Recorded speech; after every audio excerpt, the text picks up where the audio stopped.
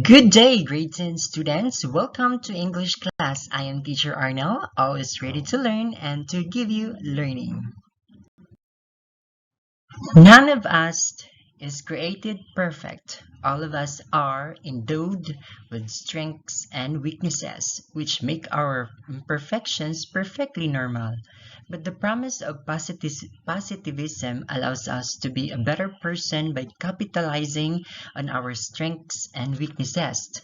This lesson allows you to discover the extent to which you can make the most of your strengths and improve your weaknesses. How far would you go in knowing the real you? What risks are you willing to take to successfully overcome the hurdles of life?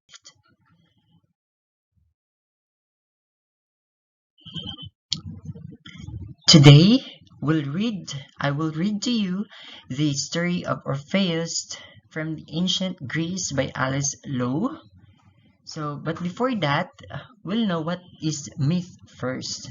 Myths are stories of good and evil characters about gods, goddesses, and heroes that possesses supernatural forces. Many Greek myths have a great deal of influence on our culture. For ages, writers, artists, and musicians have used mythological characters as their inspiration. In the story of Orpheus is one of the mythological characters around the world and considered as a classical myth of endearing love that has inspired artists, writers, and composers for centuries. Now let's read this very slow. When stern Hades heard Orpheus' song, he began to weep. There were 9 goddesses called Muses, born of Zeus and a titan named Mnemonist. Each muse presided over a different art of science. Calliope, one of these sisters, was the inspiration of poets and musicians. She was the mother of Orpheus, a mortal, because his father was one and gave to her a son a remarkable talent for music. Orpheus played his lyre so sweetly that he charmed all things on earth. Men and women forgot their cares when they gathered around him to listen. Wild beasts lay down as if they were tamed. Entranced by his soothing notes, even rocks and trees followed him, and the rivers changed their directions to hear him play. Orpheus loved a young woman named Eurydice, and when they were married, they looked forward to many years of happiness together. But soon after, Eurydice stepped on a poisonous snake and died. Orpheus roamed the earth singing sad melodies to try to overcome his grief, but it was no use. He longed for Eurydice so deeply that he decided to follow her to the underworld. He said to himself, "No mortal has ever been there before, but I must try to bring back my beloved Eurydice. I will charm Persephone and Hades with my music and win Eurydice released." He climbed into a cave and through a dark passage that led to the underworld.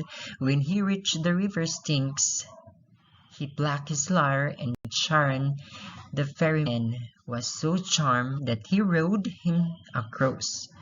Then he stuck his lyre again, and Cerberus, the fierce 3-headed dog who guarded the gates, heard the sweet music and lay still to let him pass.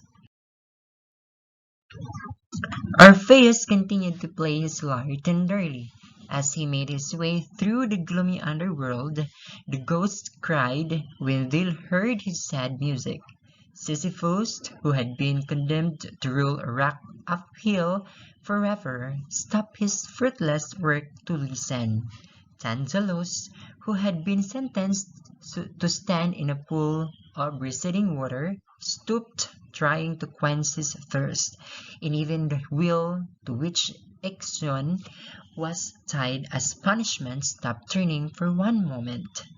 At last, Orpheus came to this place of Hades and Persephone, king and queen of the underworld. Before they could order him to leave, he began his gentle song pleading for Eurydice. When stern Hades heard Orpheus' song, he began to weep.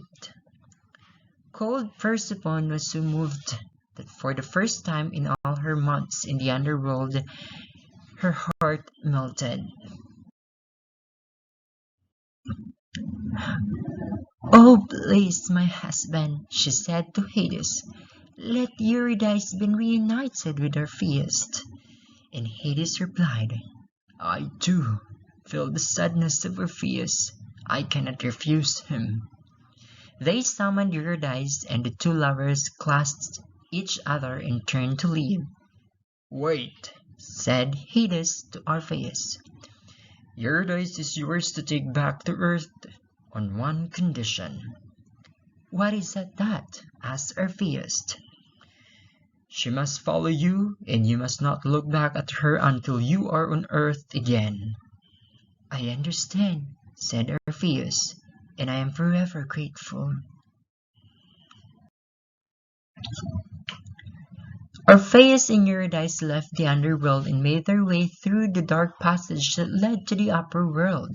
At last, they reached the cave through which Orpheus had descended. "I can see the light ahead," called Orpheus to Eurydice. "We are almost there." But Eurydice had not heard him, and so she did not answer. Orpheus turned to make sure that she was still following him. He caught one last glimpse of her with her arms stretched out to him, and then she disappeared, swallowed up by the darkness. "Farewell," he heard her cry as she was carried back to the underworld. Orpheus tried to follow her, but this time the gods would not allow it, and so he wandered the earth alone. He sang his sad songs to the rocks and stress on the trees, and longed for the time when he too would die and be reunited with his beloved Eurydice in the underworld. So that was the end of the story of Orpheus and Eurydice through the gateway out to the underworld. So in summary, Orpheus and Eurydice got married, but unfortunately Eurydice was bitten by a snake and died. Overcome with the grief and sadness, Orpheus traveled to the underworld to bring Eurydice back to life. Through his strength in playing his lyre, he charmed all his encounters in the underworld. He convinced Hades and Persephone to let Eurydice go, but her release comes with a catch. Eurydice must walk behind him as they ascend to the upper world, and Orpheus was forbidden from looking at her until they reach the exit. When Orpheus looks back at Eurydice on their way to the upper world, he breaks the condition Hades gave in allowing Orpheus to retrieve her from death. Orpheus is supposed to trust that Eurydice is behind him and must not look back to check. Unfortunately, he does look back and then loses her forever. The moral lesson here is the necessity of trust, both in the gods as well as in love. The author's purpose in writing the story is to remind the readers the value of acceptance and moving on in life. To succeed, we must have trust. Trust is not easy, but it is necessary to a loving relationship. None of us are going to ever be in Orpheus' shoes in terms of a trip to a literal underworld, but most of us will have to face a moment of hell where our love is tested and where only trust will enable it to survive.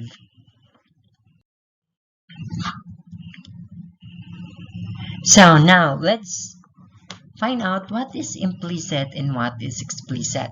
So explicit communication, or what we call the verbal communication, refers to specific information conveyed in written or spoken words. The things we say or write are shared by means of words. Since it is explicit, the words are clearly and directly stated. So implicit communication or What they call the nonverbal communication is a communication with words, only visual cues. You give off messages through gestures, body language, facial expressions, tone, and vocal qualities, and eye contact. The message is not directly stated, but it is implied or hinted. So the way you deliver your message is just as vital as the words you speak or write. There are many different types of implicit or nonverbal communication. First is facial expressions. The principal source of feedback, facial expressions are universal, such as expressions for happiness, sadness, anger, and fear are the same across culture. We also have eye contact, the most expressive element in face-to-face communication. The way you look at someone can communicate many things, including interest, affection, hostility, or attraction. Then we also have body movements and posture. It is the way you stand, your posture and bearing also send messages. And then we also have gestures. The gestures is the movement that you make with a part of your body, especially your hands, such as waving or pointing, and etc. We also have haptics, also known as touching. Examples such as handshake, tap on a shoulder, a hug, pat on a head, or grip on your arm convey different messages. We also have proxemics. It refers to the amount of space that individuals naturally maintain between each other, which communicates. Then we also have voice. It is the way in which a message is spoken. In public speaking, a speaker must be able to effectively use both verbal and nonverbal cues in delivering the speech in order to engage the interest and sustain the attention of the audience. So verbal cues refers to the spoken text itself and to the spoken words, including the use of powerful or leading statement, questions, interjections, repetition, contrast, narration, anecdote, examples, humor, idioms, quotations, or figurative language. Then, the nonverbal signals includes eye contact, facial expressions, hand gestures, posture, movement, and other forms of body language. Moreover, explicit is a clear and direct. Basically, anything someone tells you in a clear language is explicit, while implicit is implied rather than directly stated. A facial expression can be an explicit signal, but any hint you give indirectly is an implicit signal.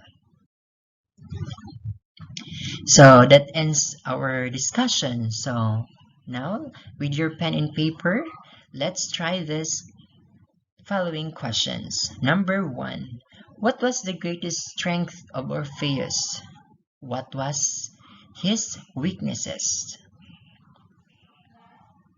Well, if you answer Orpheus' greatest strength was his talent and music and Eurydice was his weaknesses, you are correct. Number 2. What effect did Orpheus' music have on people and gods? If you answer people and gods were charmed by his music, then you are correct.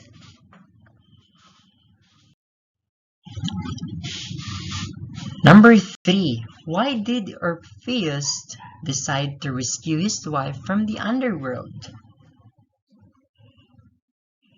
If you answer Orpheus longed for Eurydice, then you are correct.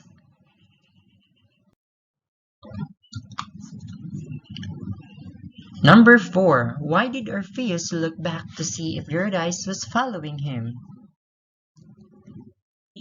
If you answer Orpheus couldn't hear anything, he lost his faith and turned to see Eurydice if she's still following him. You are correct. And last but not the least, what reasons might the gods have for allowing Orpheus and Eurydice to be reunited? If you answer the gods felt Orpheus' sadness, then you are correct. And that ends our discussion for today. Hope you enjoy. Once again, this is Teacher Arnell, always saying the world is a big classroom for you to learn. Therefore, don't stop learning because learning is everywhere. Thank you and goodbye.